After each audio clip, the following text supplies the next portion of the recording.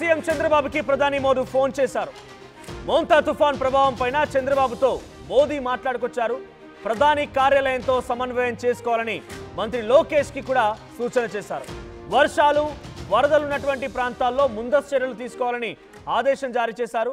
అయితే కాల్వగట్టు పటిష్టం చేసి పంట నష్టం జరగకుండా చూడాలని కూడా ప్రధాని సూచించినట్టు తెలుస్తోంది. తుఫాను ప్రభావం పైన ఆర్టీజీఎస్ లో సమీక్ష నిర్వహించారు సీఎం చంద్రబాబు. గంటకి తుఫాన్ కదలికలు గమనిస్తూ ఉన్నారు.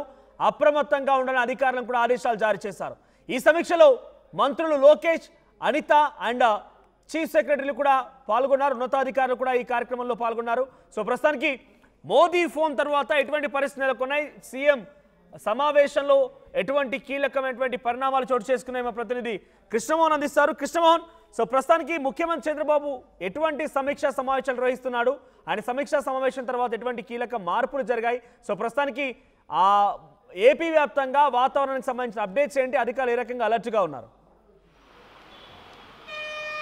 డెఫినెట్గా మరి కాసేపట్లో రాబోతున్న పెను తుఫాను నేపథ్యంలో ముఖ్యమంత్రి ఉన్నత స్థాయి సమావేశాలు నిర్వహించారు. ఈరోజు ఇంకా కొనసాగుతోంది సమావేశం కూడా.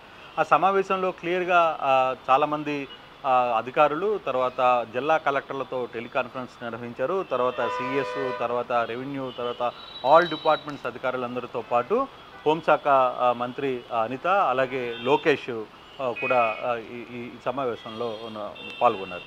అయితే మధ్యలో ప్రధాని మోడీ ముఖ్యమంత్రికి నేరుగా ఫోన్ చేసిన పరిస్థితి అయితే ఉంది. ఈ ఫోన్లో ఆయన చాలా క్లియర్గా చెప్పారు, ఆంధ్రప్రదేశ్లో వస్తున్న ఏదైతే తుఫానుకి మీరు అప్రమత్తంగా ఉండండి, అవసరమైన మీకు ఎటువంటి అవసరమైనా ఎన్డీఆర్ఎఫ్ కావచ్చు, లేకపోతే ఎస్డీఆర్ఎఫ్ కావచ్చు, ఎటువంటి అవసరం ఉన్నా కూడా నాతో సమాచారంతో ఉండండి, నా కార్యాలయంతో అందుబాటులో ఉండండి, దీన్ని ఈ వ్యవహారాన్ని లోకేష్కి ఒప్పజెప్పండి అని చెప్పే నేపథ్యంలో ఇప్పుడు ప్రధానమంత్రి కార్యాలయంతో సమన్వయపరుచుకునే ప్రతి ఒక్క అంశాన్ని లోకేష్కి కేటాయించారు. సో లోకేష్ ప్రధాని కార్యాలయంతో మాట్లాడే ఏర్పాట్లు చేస్తారు. తర్వాత మనకు ఆంధ్రప్రదేశ్కి అవసరమైన, అంటే ఆపద సమయంలో అవసరమైన వ్యవహారాలు ఇప్పటికే ఎన్డీఆర్ఎఫ్, తర్వాత ఎస్డీఆర్ఎఫ్ బృందాలన్నీ కూడా దాదాపుగా అన్ని జిల్లాల్లో ఒక్కొక్క ప్లాటూన్ని పంపించిన పరిస్థితి. ప్రధానంగా కాకినాడలో ఎఫెక్ట్ కాబోతుంది. రేపు సాయంత్రానికి తీరం దాటే అవకాశం ఉన్న నేపథ్యంలో సో రేపు సాయంత్రానికి అక్కడికి ఇప్పటికే రెండు